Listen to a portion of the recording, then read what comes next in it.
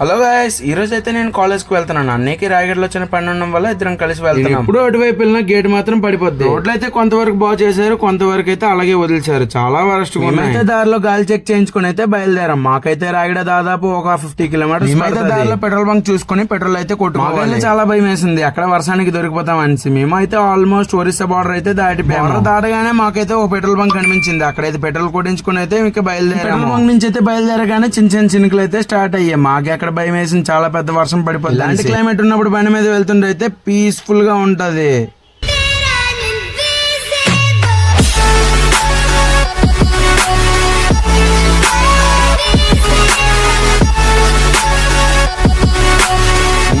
College దగ్గరికి అయితే వచ్చేసాను. నాకైతే కాలేజ్ దగ్గర దిగపెట్టేసి అన్ని అయితే పని చూసుకోవడానికి అయితే వెళ్ళిపోయాను. కాలేజ్ పేరు వచ్చేసి సెంచురియన్ యూనివర్సిటీ. నేనైతే కాలేజ్ గేట్ దగ్గర అయితే సైన్ పెట్టేసి ఇక కాలేజ్ లోకి అయితే ఎంట్రీ అయిపోయాను. ఆ కాలేజ్ లో అయితే ప్రశాంతంగా ఉంటది, చుట్టుపక్కల గ్రీనరీ అయితే సూపర్ గా ఉంటది. అప్పటికే మా సీనియర్స్ క్రికెట్ లో అయితే ఆడేస్తున్నారు. అయితే కాలేజ్ కి వెళ్తే చాలా లేట్ అయిపోయింది. డైరెక్ట్ గా అయితే ల్యాబ్ లోకి అయితే వెళ్ళిపోయాను. ఆ క్లాస్ అయిపోయిన తర్వాత మా కాలేజ్ లో కూడా వినాయకుడు దింపారంటే అక్కడికి వెళ్లి దర్శనం చేసుకున్నాను. చాలా బాగా డెకరేట్ చేశారు. ఎగ్జిట్ సైన్ పెట్టేసుకుని బయటికి రాగానే అన్ని అయితే నా కోసం వెయిట్ చేస్తున్నాడు. గంట సేపు నుంచి వెయిట్ చేస్తున్నాడు తమ్ముడు అన్నాడు. మేమైతే పార్తీపురంకి రిటర్న్ అయిపోతున్నాం. వెళ్ళేసరికి ఈవినింగ్ అయిపోయింది. బాయ్, సబ్స్క్రైబ్ చేసుకోండి.